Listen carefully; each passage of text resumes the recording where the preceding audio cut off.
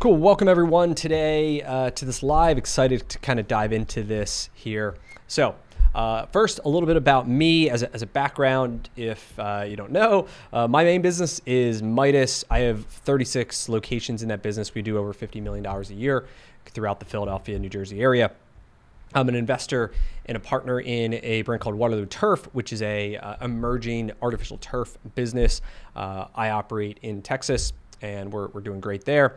I'm also recently an investor and board member in a mobile popsicle franchise that is, goal is to become the largest mobile dessert company in America. I'm also an investor in a senior care business, a commercial kitchen services business, a junk removal business. So I look at a lot of different businesses and really enjoy kind of diving in, trying to understand the business, what the pros and cons are, what their numbers look like, all those things. And so that's what we're going to do today. We're going to go through Biz by Sell. We're going to find some different opportunities. I'm going to just walk you through kind of my lens of how I see them, and hopefully it could help you if you were looking to buy a business here. So, but before we do that, I am launching a new channel called Beers Bucks that is where really is going to be my home for all my like money making playbooks, like the really high strategic stuff here. I will let's see if I can figure out how to put it in the comments, and here it is. I don't have any videos there yet, so but if you want to go subscribe, the algorithm likes to have, the main channel is going to be like the fun in the stores, that kind of stuff, and then this channel is going to be all the playbook stuff, the stuff that like most people aren't going to be interested in, but if you're here, you probably would be. So hiring, seller financing, expansion strategies, due diligence stuff, investment strategies, all the like boring things, but the ones that actually make you money. So anyway, that is to be coming. And then finally, I'm going to be walking through a couple different things, but one of them is, as you look at what kind of business you want to buy, you need to develop like a buy box, just like a pitcher has like a swing box, right, of where they're going to swing at to hit the ball. You need to have yours, like budget, money, inventory of time, what your skills are, your risk tolerance, your lifestyle. I don't want to go over this whole thing in detail. I did that in my last video.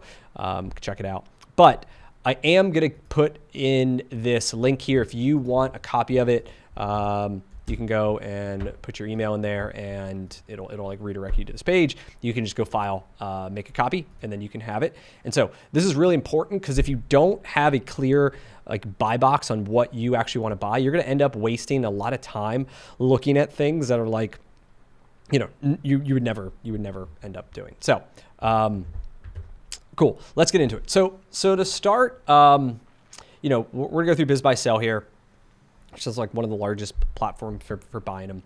And it's possible that it is sometimes a challenge to actually find good deals on this. A lot of people joke that like Biz by Sell is where businesses go to die. I don't know. But I think it is, though, a really good way to get an idea of a ton of different businesses, right? And really try to figure out like, what do the numbers look like? What do the margins look like? If you see a lot of the same business on here, chances are like that could be a sign too that maybe it's not a great business, or that there's some sort of macro trend in it. And yeah, maybe it could be a good opportunity for you to go in there and swoop some up. So if I was doing this for real, I'm going to look more locally, but for the sake of, I found a few that I think are kind of interesting that we'll start to kind of dive into here and go from there. So first one here is Biz by Sell, right? So it's a established, open, operating, profitable franchise resale. So a lot of people, when they are looking at franchises, right, you really have two options. One is you could start something from scratch, totally from zero, build from the ground up. Generally takes some time to make it profitable. Lots of like bumps and bruises along the way. It can be really stressful. Or it's like we buy an existing franchise that's already making money, that's already profitable, that already has everything, and it's more, quote, turnkey. And so a lot of people want to buy resales, right, for that reason. Now, there's pros and cons to both, but here's one that is for sale. Now, the thing to remember is most franchises get sold internally. Like, if somebody wants to sell a Midas in anywhere that I'm operating or any of the other big guys, like we are going to get the first shot at it. And the numbers have to be really bad, or the store has to be really bad for us not to buy it, because we've already got the infrastructure. We've already got everything in place. We've already got the teams. Like it's literally no big deal for me to buy even 5, 7, 10 more. Like we can handle it because we got the infrastructure, right? And so if a profitable franchise comes up for sale on a site like this, just keep in mind that there's a high likelihood that not every other, but a lot of other franchisees passed on this opportunity. And there could be various reasons, but you should definitely be like your ears perked up to try to figure out why. So let's get into it. So they're asking 500,000. And by the way, I have this little thing here. I'm going to go through kind of my sheet here. All right. And this is a printing. And by the way, if there's any businesses or ideas or industries you want me to look at, and it's yours or you've been curious about, drop it in. If we could try to find one of those for sales, and we could do this exercise. So anyway, they're asking 500 grand for this thing. They claim that it is doing 184,000 of SDE, so it's like cash flow to the owner, and on 941 of revenue. So I'm always going to go in here. I'm going to put in the cash flow and the revenue. What was that? 941. And the first thing that I'm there's two numbers here that I care about, right? As I'm looking through this. One is the multiple, right? So this is just purely the asking price divided by the cash flow. So it's really how many years would it take you to get your money back, right? If it was 250,000 of cash flow, right, it would be a 2 times. That would essentially would take you 2 years to get your money back. Most small businesses trade at 2.5, 3.5. It really depends. Generally, the higher the revenue, the higher the cash flow, the higher the multiple up to a certain point. Generally, if it's highly owner dependent, if it's very potentially seasonal, if there's a lot of other things that make the business less appealing, the lower the multiple. So they're asking 2.7, so that's it's right in the range there. Gross revenue is 941. So the next thing I'm thinking about is the net margin. So they're claiming there's a 20% net margin. This is where you'd go and compare what they're asking versus we could find other very similar businesses to determine, is that a reasonable number, or is this normally a 10% or 15% net margin? And chances are some of those dollars are actually because the owner is working a full-time job and not paying themselves, thus making the margins look better, which is probably what's happening. Just from my experience, knowing that these types of businesses, and anyway, let's get into it. Let's read this thing a little bit more. So it says it's 38 years operating, so that's good, right? Long track record. Same ownership for 19 years. They serve whatever profits and nonprofits, high value. They do signs. So it's probably fast signs or minute, fast signs, or the there's a Minutemen Press or something. Minute Press. Chances are it's probably one of these 2 franchises, which you would find out once you do the NDA and stuff. And so you want to know, what does it come with? All right. So an asset list is going to be included in it. So a printing company is going to have a lot of printers, right? It is going to have equipment worth tens of thousands of dollars. My biggest concern would be the quality of those printers, the expected life. If you buy this thing expecting it to be turnkey, and then the printers are, on their last leg, and in, less than a year, you need to be laying out $150,000 or whatever they're going to cost for something new. That's really going to affect your business and your cash flow. And so I'd be really concerned about the quality of the assets, specifically in this type of business. So they have a location. It's 5,000 square feet, $5,500 a month in rent. Not terrible. It's considering the size. And yeah, that's all we got. So obviously, if you're interested, you fill out the thing, you get it. But as I think about the business itself, right? Let's go through it. Number one, the financing side of it. This one, the numbers are going to be okay, just due to the fact that we could probably get SBA, we could probably get a 10% down on like maybe a 7-year. Your rate's probably going to be about 8%, meaning your payment. Oh, and by the way, if you don't, in Excel, if you want to know how to make like a debt payments really easily, there's this PMT is the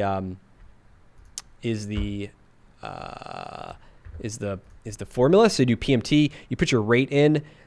So I make everything monthly, so it's rate divided by months, so 12, and then you do your years times 12 to get your months, and then here is just your asking price minus your down payment. So anyway, 6,300.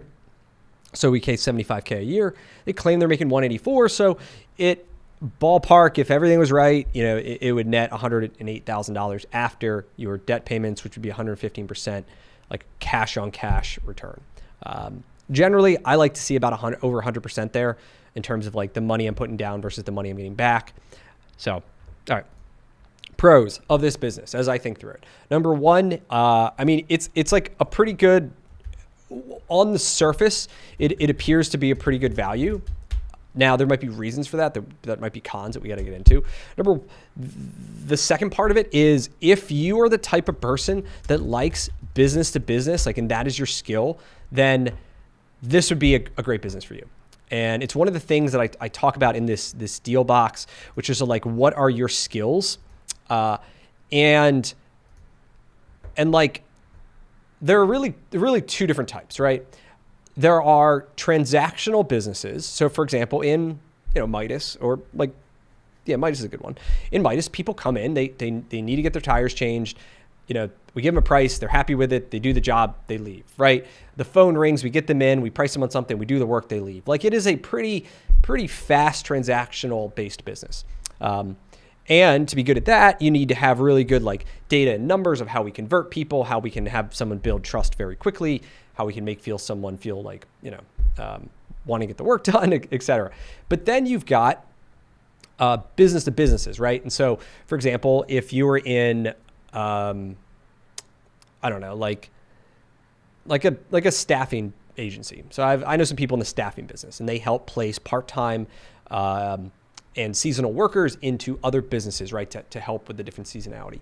And so to be in that business, it's not transactional at all. It's 100% relationship. So you got to get out there and you got to go and build relationships with other owners who can trust you with their business. In the sales cycle, it could take 6 months to a year potentially, right, of constantly calling on that owner, sending them Cutco knives and all this shit, right, to be able to get them to like you enough to trust you to do business with them.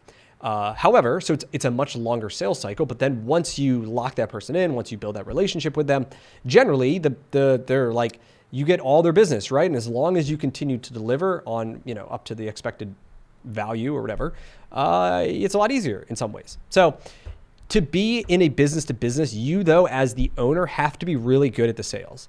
Like you have to be the one to make those calls, to go out and like do the golfing with them and like figure out who knows who and go to all the networking events. And like, you have to really like that kind of stuff. Me personally, that's not my style. I love the transactional based businesses. I love the high volume, the data around like, I was like working on this thing earlier, which is, hopefully you can see this. Yeah. Looking at how we convert leads and how many leads do we get in? What percentage of those leads are we converting into customers? What's a multiple on those customers to the average ticket? What percentage of those customers are we closing to get our sales rates? And like, I'm working on this like new program here, but just give you an idea. And then it's like for every step of the way, trying to figure out how do we get more leads? How do we convert more leads? How do we price things to get higher estimates? How do we close at a higher rate? Like, that's all a transactional based business where at every step of the way that you can kind of dive in and improve, these different elements, you are going to succeed and sell more stuff, right? This does not work in a business to business relationship based business. Like, it's just not the style of it. So, that would be a pro or a con depending on what your skills are and what you're used to doing already. the business though, what that eventually does is you get consistent work. That it's you line up enough of these jobs on a consistent basis, they are sending you opportunities for every event they have. Or if it's a wedding, like a wedding planner, and they need like all the like cards that go on the tables and all the brochures they pass out, right? Like you get in with a wedding, I forget what they're called. Planners, is that what they're called? Yeah. They have their list of vendors they love to use, and like you get in with one, like that one person could be the lead to a bunch of others, right? And it just continues. Then you get another and another and another, and all of a sudden, like you got a huge amount of your business. So that would be pros. Now, cons to this is anything that is highly customized generally becomes highly owner dependent.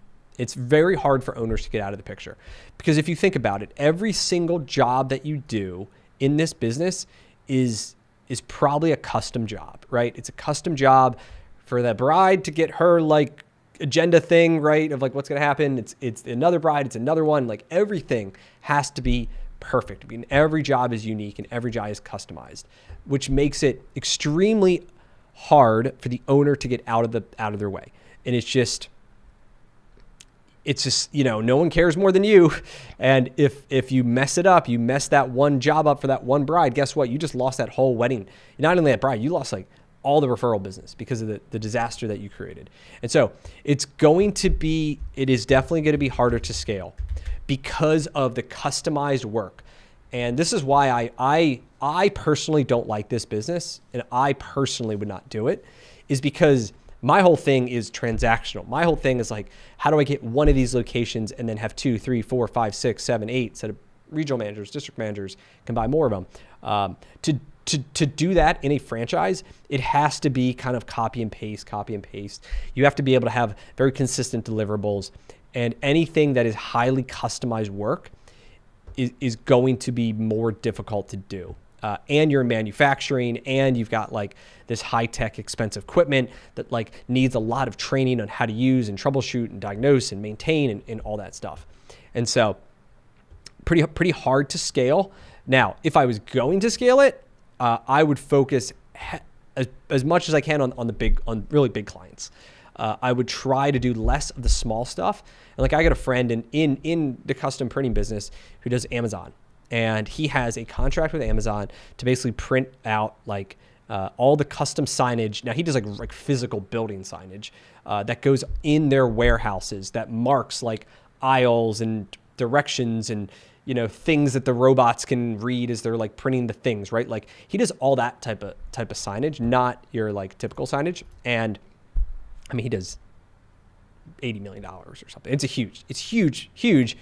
But it's still like, it is still a single location. It's still highly owner dependent. But he goes after very high value commercial contracts and does like less of the smaller stuff. So, and then finally, I would figure out if you said, I'm not going to be in this, or I need like a manager to run this thing, and you figure out that the owner's salary is included in that, you need to back it out to figure out what would it cost me to hire somebody to replace it. So let's say the owner's not paying himself, right? So they think he's doing $184,000, but it excludes the owner's salary.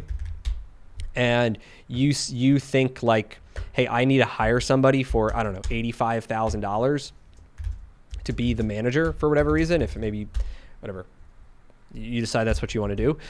Your real SDE is now, whatever, let's just call it 100,000 here. But like, remember her debt payment's 75 on this? Hold on, let me just move my screen over. Our debt payment was 75,000. So after that, I mean, there's like no money left in this thing unless you grow revenue.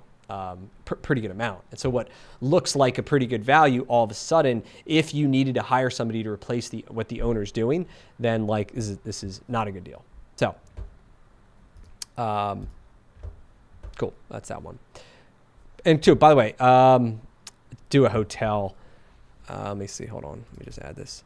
Can I do a hotel? I could try to find one, but to be honest, I've never actually looked into the numbers of a hotel, but we could try to find one, and I can we can see how much we can learn from it, if that's cool.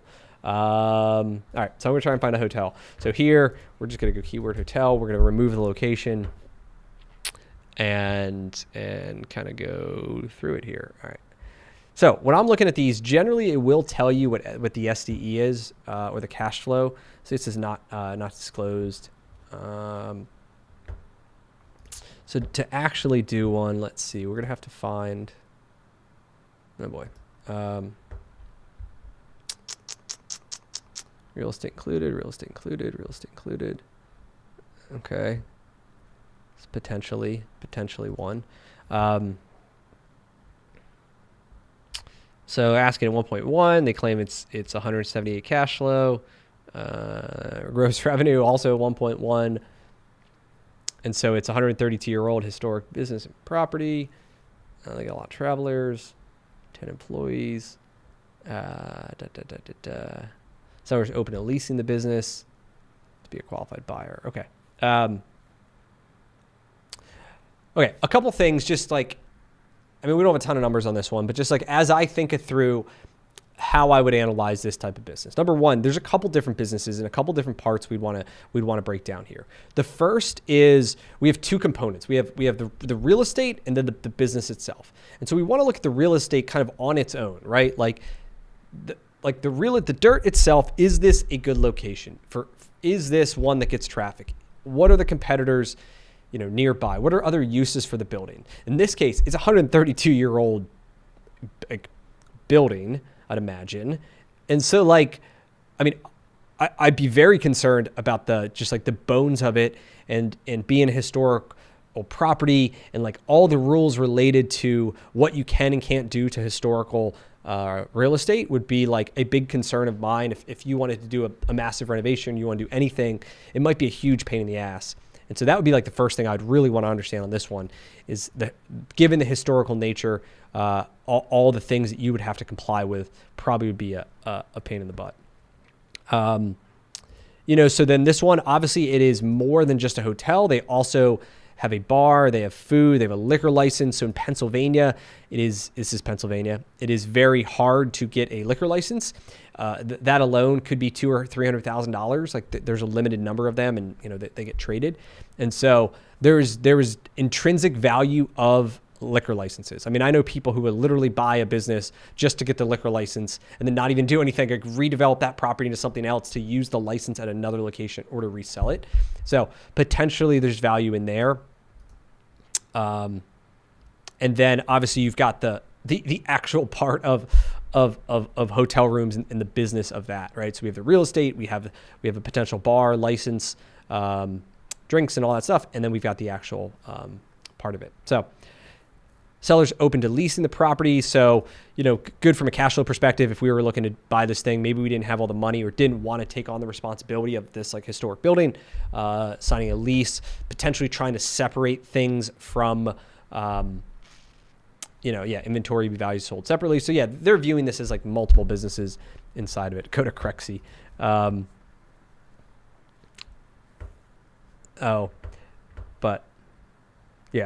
But to be totally honest, hotel is probably not my expertise. Mine's more in operating businesses than that. So I'm sorry, I can't totally help you there. But let's look at this one. PA non-skilled home care agency for sale. $6 million. And so I'm an investor in a very similar business that we do non-skilled in-home care. We are a franchise. This appears not to be, but that's okay. So let's run the numbers and just see if this one makes sense at all. All right, delete this. Let's just get this stuff out.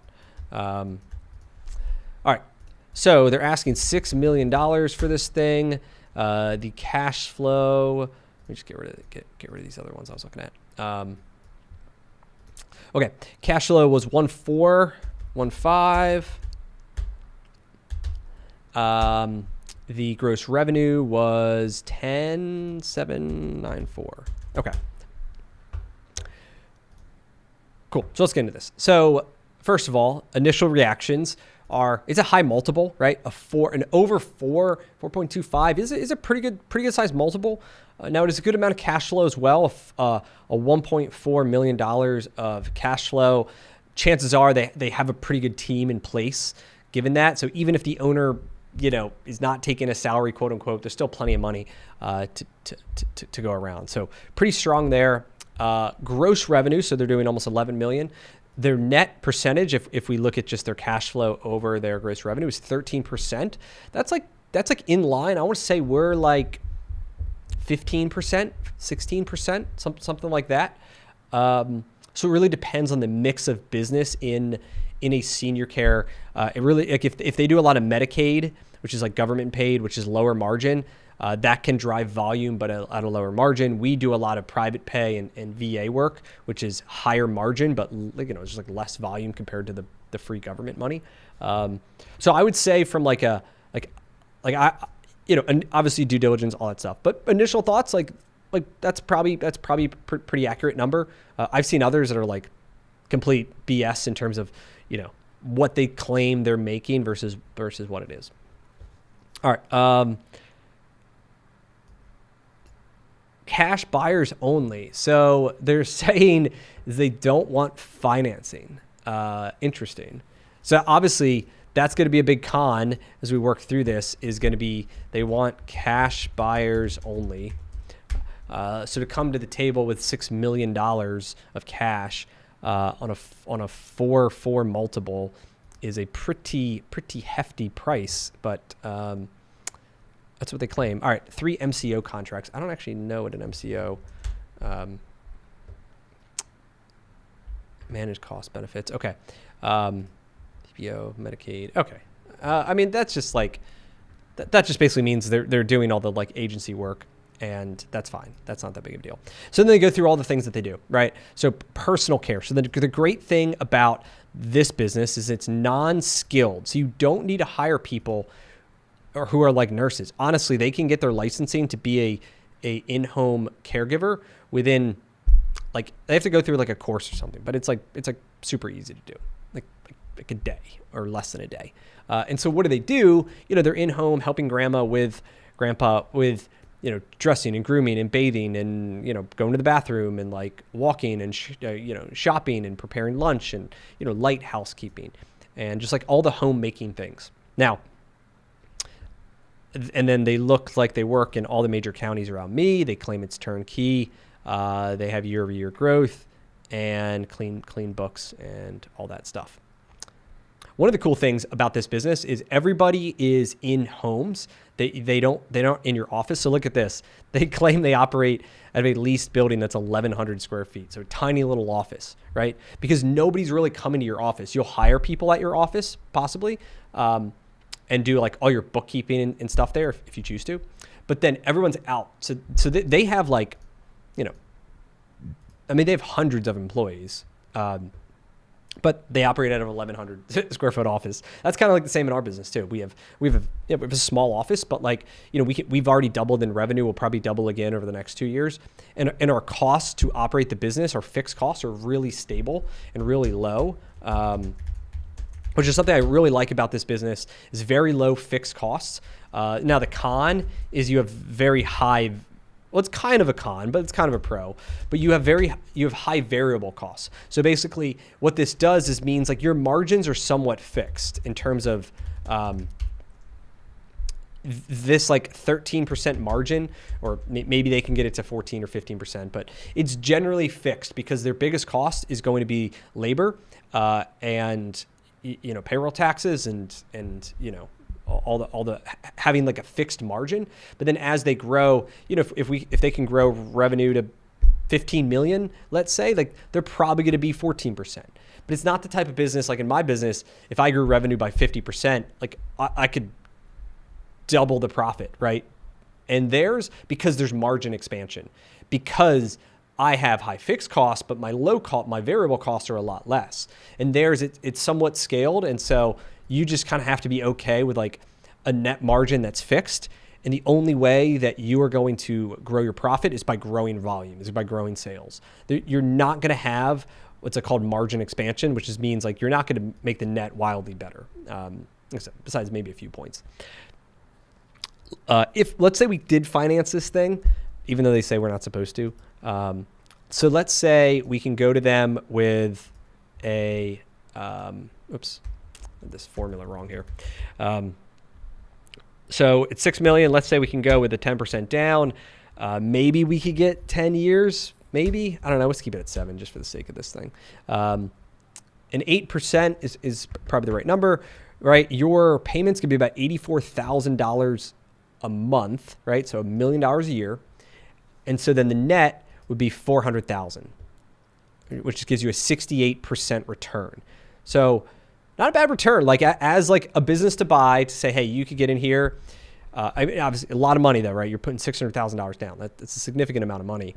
To then though cash flow $400,000 a year. And so, within 18 months or so, you've gotten all your money back. And now, you're even if you don't grow the revenue, you're making $400K a year on it. So pretty good from like that standpoint. Obviously, if we could buy this at a better price, like if we could get this thing down to, I don't know, like a 4 multiple, all right, the numbers can get a little bit better if we can get this thing at 5-6 at a 4, right? We need less money to the table. Our payment goes down a little bit. Our cash flow now, instead of making 400K, is 462, right? So all the numbers get a little bit better. Other pros of this business, there's extremely high demand. There is an infinite amount of demand for these services. Like our business, I mean, we've already doubled it. Like I said, we're going to double it again. Extremely high as America continues to age, the baby boomers, all these things, like extremely high demand of services. That's only going to get greater. The con on the same thing is there's low supply of caregivers, and this is what makes this business challenging. Is that you need a lot of people. I think in ours, I want to say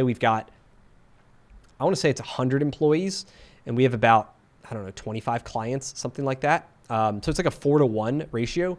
And so this one's doing, we do about 3 million in revenue. And so this one probably, it's 3 times that. So they probably have 300, 350, 400 potentially employees. And by employees, it's like people like who are active on payroll and get a couple hours a week. Right now, we're not full time, right? Everyone's like kind of staggered in these different schedules, but it's extremely hard to find and keep caregivers due to the competitive nature, due to the fact that some of them do jump ship for a couple cents per hour more to somebody else. And what we found is really like the more consistent we can have their schedule, the more that we can fill up their schedule, the higher likelihood that we're going to retain them versus, if we can only give somebody 5 hours and they're looking for 40 and they can go to somebody else who can give them 35 or 40, like we're going to lose that person. And so if you want to scale this business, you need to have a strong retention more than anything else system in place. And so working on that. And then getting into like nursing homes. So a lot of nursing homes have in-home help of their own employees, but back to just like the extremely high demand that lots of their clients need this service due to the fact that they also may be struggling to hire caregivers to do it. Often they will bring in another agency to help. And if you could be that one and do a good job, and it's like solves a thing for them, they're going to feed more and more work. And many of these big nursing homes, at least around me, are, chains. They have lots of different sites. So like if you can get in with one and do a great job, that can lead to another and another and another. And then they're part of networks. And like, as long as you can continue to hire and retain, like, once again, infinite number of people that are out there that need your services and help. So that is how I would scale this thing. So let me try to think of anything else. Other cons, just in general. I mean, you're dealing, with people's loved ones. A lot of them are near the end of their age. People do die, unfortunately, under your employees' watch and care. And obviously, it can be kind of an emotional business. And so you really have to want to be in this type of business to want to be able to give back and help those older people in need. Otherwise, it can be a pretty like taxing business. So, but I love it. My partner's crushing it over there. For the right people, I think this is an amazing business. And this one obviously it's a very high out the gate, but you can also build this. Like there are opportunities in franchising and other ones where you can get into ones that are doing a lot less, implement the things that we talked about, and be able to scale it pretty quickly. Because a lot of times the names aren't recognizable in the senior care business. In terms of like people like, oh, like you have to go with like this brand like they are in, Midas. Like people know Midas, right? We're a retail facing business. In this business, it's all about reputation, right? It's you get a good reputation with a hospital, with the nursing home, with the outpatient people, with I don't know. I'm not in the day-to-day, so I don't know the details, but we get in with those, we do a good job, and then automatically we have all these lead sources and funnels that don't even care what the name's called, right? And so I would, if I had said, hey Brian, this is an awesome business, I really like this. If you don't have the $600K or $6 million lying around for this thing, go find another senior care business that is a much lower one with a lot of lower hanging fruit. Then go in there. And I mean, like I said, we doubled my partner doubled it in the first year. We're up even more this year. Like there's such low hanging fruit out there, especially because a lot of the owners who are in these businesses are, nearing retirement. They've been doing this for 20 years. They're getting tired. Like there's things that they know in their business they need to fix and they're not doing them. And so there's a lot of low hanging fruit. And so for us, that was the case, right? It was in there. Like the guy hadn't raised prices in years. Like we were multiple dollars an hour behind on what they were charging customers. Raise prices in terms of what they were. So they were paying their caregivers more and more and more to keep up with market, but then they weren't charging their customers anymore. And so his margins were getting squeezed. Well, immediately we fixed that. Yes, we lost a few customers, but for the most part, we didn't. And that's how we gained margin. And then there's just lots of things in that business that we bought that were just like, I'm going to say low hanging fruit on how they recruit people and what they were paying, insurance and what they were paying, like all these different expenses. And I feel it sometimes too, where you just forget about certain things and other costs get higher and higher and higher.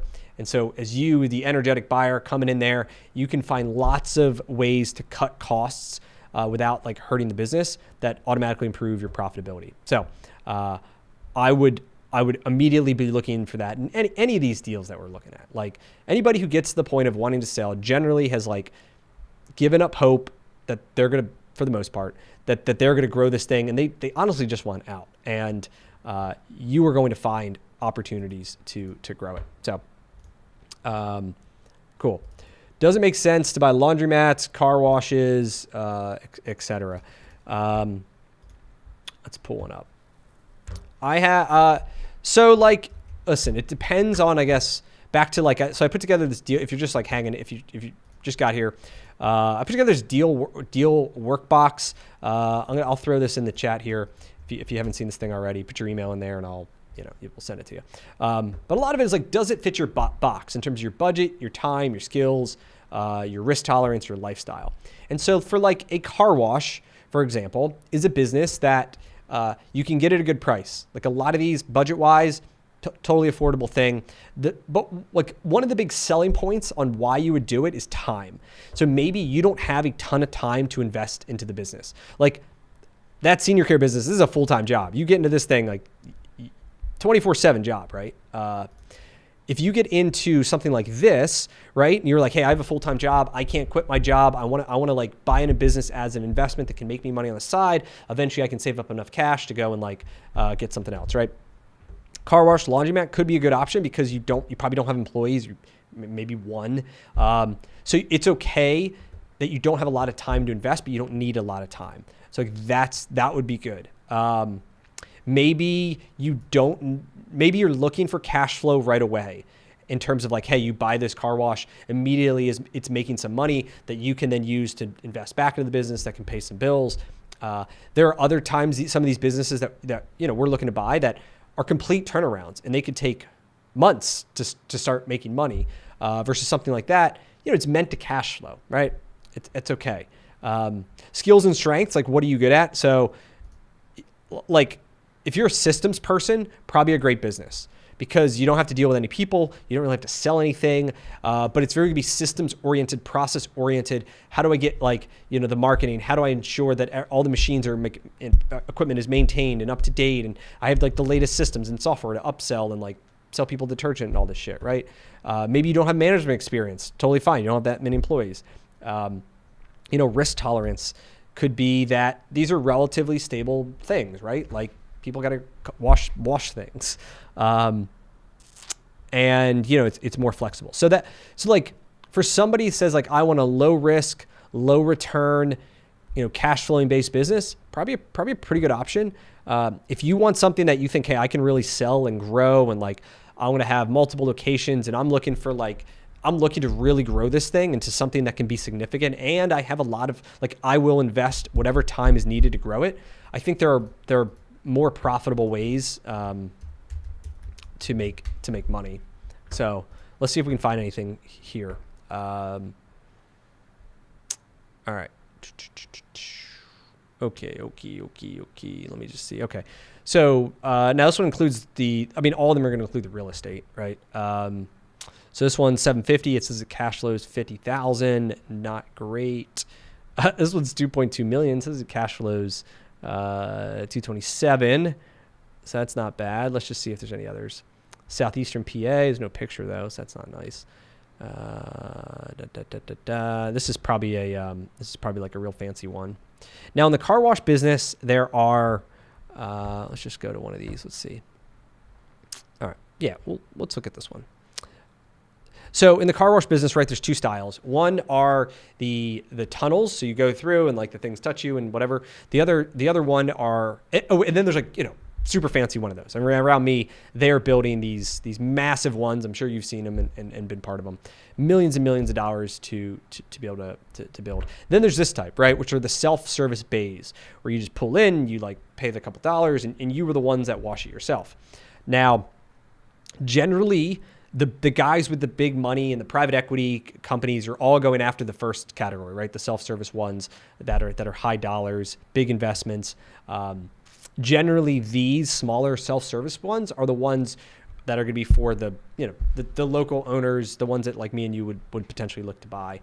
And so there's less competition to a degree. Also less return, which is why there's less competition.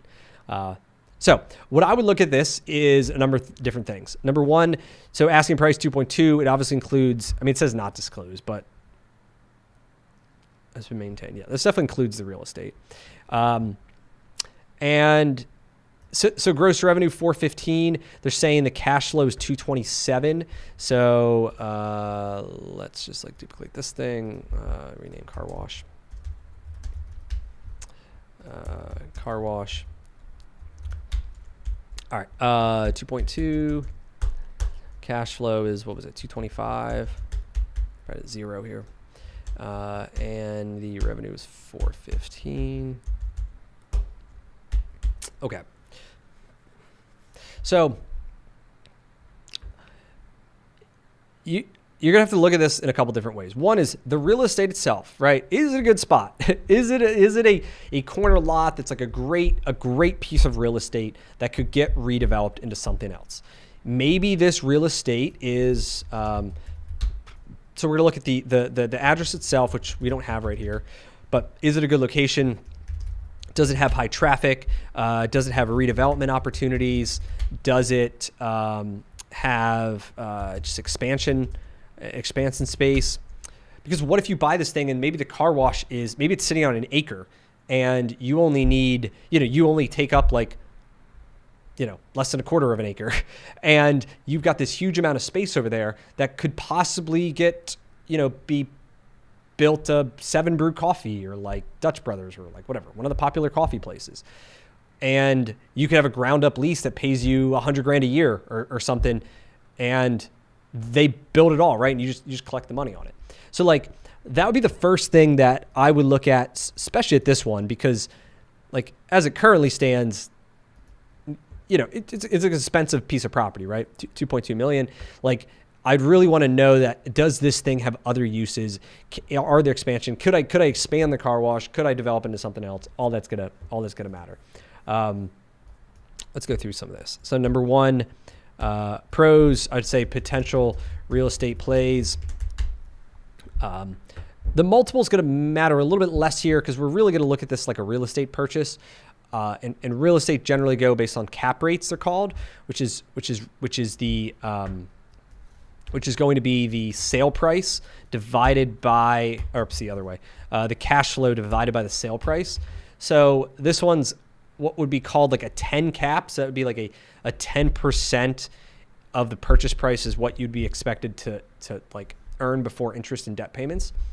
Now, you also have to operate this thing too, so it's not like passive like other real estate would be.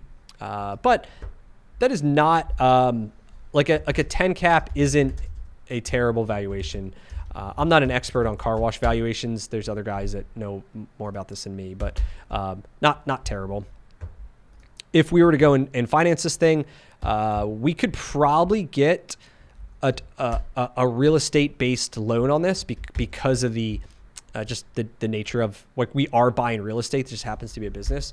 So we could probably get away. I mean, maybe a 10% down. I mean, a lot of the things that I'm buying, the banks are wanting 20% down. So if we had to put 20% down, we could probably get a 20, maybe a 25-year term, if depending on who you're financing with. You're probably going to be about 6.5% on that. Currently, payment would be $13,000 a month, $157K a year, leaving you with a cash flow of $67,000. And so if nothing changed, like you still made 225, like you didn't find any areas of improvement or losses, you would net out 67,000, which would be a 15% return on your cash. So you take your money and instead of putting it in the stock market, you take 400K, you buy this car wash that you do have to operate. You're going to get a 15% return. All right. So not terrible, but also not like amazing given the risk. However, the thing with car washes though, and why a lot of people like them is this thing called bonus depreciation / cost seg. There's like a couple different parts of this like component, but basically this says that bonus depreciation is like you buy something and it allows you to take the price of it and spread the costs over a fixed period of time. Now, in most commercial properties, what they do is they take the value of the thing you bought. So let's say I'm just going to move over a little bit here just so we can kind of like show you the math. And this is really where it gets exciting. And honestly, this is what makes it worth it. So let's say the price is $2.2 million. And they have to figure out like how much is the land versus how much is the building. But like generally land is 20%. Now, if this is just like a tiny little building on a thing, you might have a little bit more trouble with that. But let's just for the sake of doing this. So then they'd say that the building value is 80%. All right. So that this would say that the building is worth 1.7 million and the land is worth like the balance of it. Traditionally, they would depreciate this over 37 years. Okay, so 39 years. So each year, what they would do is they would take the value of the building, not the land, because the land doesn't like go down in value. And each year on your tax return, you would have a $45,000 expense called depreciation, which would effectively reduce your income, right, by $45,000. Which is great, right? Totally great. However, there's this thing called bonus depreciation, and there's this thing called a cost seg, and I don't want to get too complicated on it, but basically what it does, and this is permanent now as part of Trump's like big, beautiful bill or whatever it's called, they say instead of you having to wait 39 years to expense this piece of real estate, we are going to let you accelerate this. And instead of 39 years, in year one, you are going to be able to depreciate. I think it's like 40% of the value. There's some like math related in here. You have to get the study, but just like ballparks here. That says of that building value, about 40% of it. So in year one, instead of a $45,000 write-off, you write off, expense out $700,000. Okay, so. And what makes this even better is that this is an active business. A car wash is an active business that you're actively running. And if it's an active business, this cost seg, this write-off, quote unquote, goes against your other active income. So if you have a W-2 job and you make, that is active income. Now this is a huge expense, like $700. That you're gonna have a loss carry forward here. But let's say you have a W-2 job that makes $150,000 a year, and and you've paid taxes on that, right? I don't know what your effective tax rate is, but like, let's say it's like 30%. You've paid like $45,000 probably in taxes. Okay. Once again, I'm just making these numbers up, so these might not be totally accurate. Here, I'll make this a little bigger. All right, that didn't look good. Hold on a second. Let me do it this way. All right. Okay. There we go. All right. In year one, you're running with you have a $700,000 write-off. Okay. Buying this thing. You've already paid $45,000 in taxes. On your taxes, they're gonna say you lost $700,000 in this other business. And so, and there are some minimums and stuff. So like, I'm not like a CPA here, but basically what it does is says you had minus $150,000 because you can't go negative, but they could say you lost $150,000 in this other business, which totally wipes out your income, and you are going to get a refund of basically $45,000. Like, of the money that you paid, you're going to get a refund because it said you had no income. You had no income because you lost, even though you made $150K in your job, you lost $150K on this active business, and we're going to refund the taxes that you paid. And then the next year, you now have your accountant can carry that loss forward, and so the next year, now you have a $500,000 like loss carry forward that can go against next year's income. So let's say the next year you make, I don't know, I'm just going to make up some numbers, right? You make $300,000, like gross, let's say. And again, you lost money because it says you made 300, but you had a $500,000 write-off because you have this loss that's carried forward.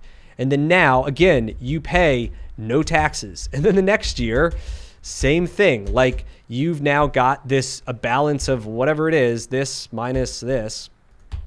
Oh yeah, 300K. So you have 300K left. You make 300K. Now, like, your like depreciation is completely exhausted for this. And so this is how real estate people, you ever hear the thing that says like real estate people don't pay any taxes or they pay very little taxes?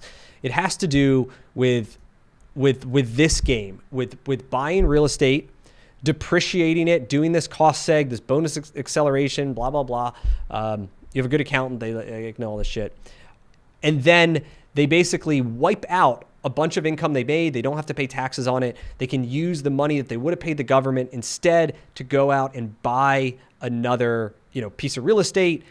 And then they just like repeat the process. And every year they keep buying stuff in order to get the depreciation, to pull forward the depreciation. Now, the con is that to this is like, eventually, maybe if you stop buying properties, you don't have this expense every single year to lower your income. So ultimately you pay higher taxes later because you don't have this expense.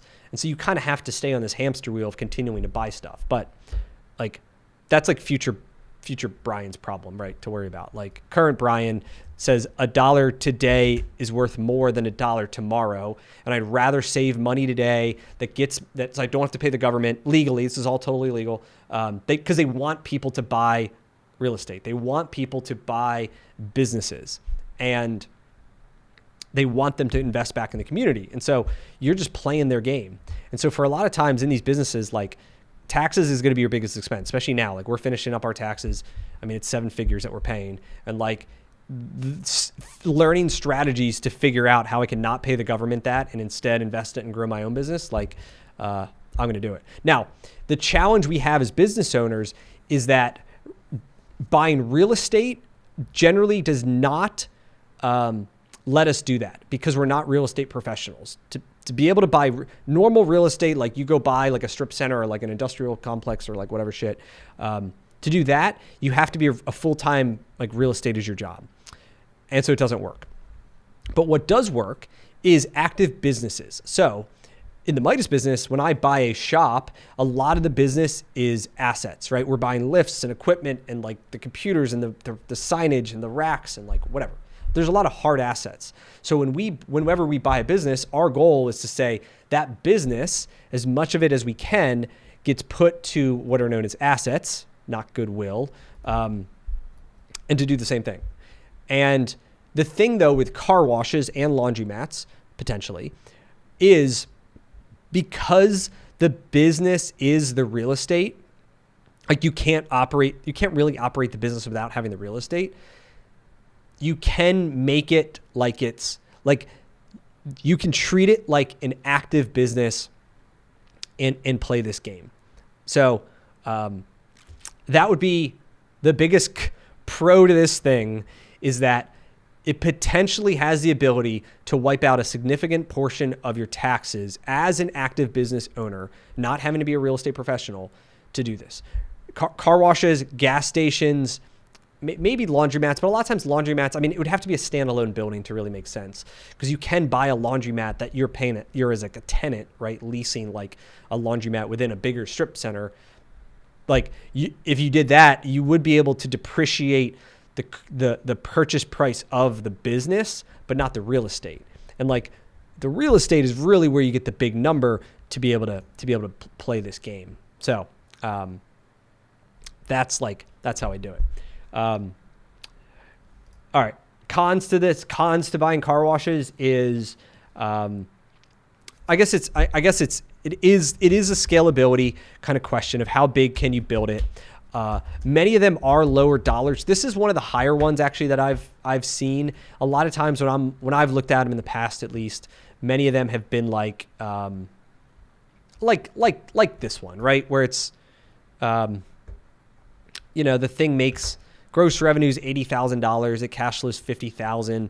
I mean, it would be hard to make money even after, if you only have $50,000 of SDE and you have to pay your mortgage payment on $750K and you've got, other maintenance and things die and, like any of that machinery and the rollers and all that crap, like that costs money. You're going to have a water recycling system, probably that costs money. And so like you'd have to really make sure that this thing is like scalable in terms of like you can actually, not scalable, but like that you can drive revenue, that you can increase it. Otherwise, you're going to be like working a lot, doing all these things and just like potentially all for low dollars, versus if you're really good at marketing, you're really good at networking, you're really good at a lot of these things, like it's possible that you could get into a business that that same inputs could get you a lot bigger outputs. And yeah, then if I was going to scale it, how would I do it? I would look to consolidate. So I would look to buy as many of the ones in I guess roll up is a better word. Cause then you control the market, right? So for example, that one we were looking at, where'd it go? It mentioned that there was, this was pretty big too. Nine bays, 2 automatic bays, 11 vacuums. That's a pretty good size one. I thought it said, okay, there's only a few car washes within 3 miles of this location. They have a different format, not to mention limited hours. We're open 24/7. We don't even advertise it well. It's well known. If I was really serious about this and I lived in that, I would try to buy all of the car washes within the area. And then like you control the price, you control the experience. Like I'd probably brand them. I'd probably do the subscription service if they don't already have it. I would raise prices. I would like update equipment. Like I would make it nice, right? I think a lot of times what I've seen in these is like, there's some people that run them like slumlords where they're like, everything's super cheap.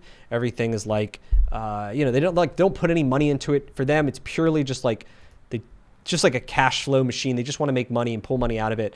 But I've learned over the years and growing the auto repair business that like whenever we invest into the business, we invest into not only like the people that we hire, but the physical buildings that like we increase our customer count, we increase revenue, we increase profits. Like we just remodeled one of our stores, $17,000 we put into it to remodel the waiting room.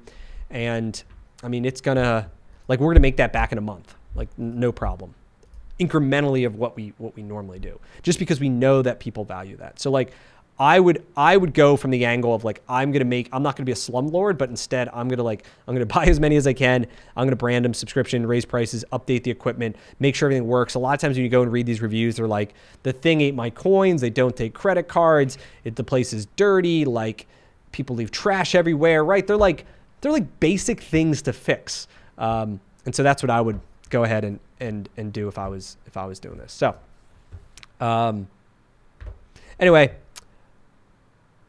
I think I'm at time here, so it was great. Thanks for hanging in. I said I have this new channel at Beers Bucks. If you want to go and subscribe there, it's my new second channel I'm launching to basically put all my playbooks, all my highly technical business breakdowns, things that I think anybody who's like really into business is going to like. If you like this kind of stuff, you're probably going to like it over there. I don't have any videos yet, but I just made this decision yesterday. So, and then my main channel is still like all the in-shop videos, business, like with people in their business, breaking them down, things that are have a little bit more entertainment value, you'd say. So anyway, I'll see you guys on the next one. Cheers.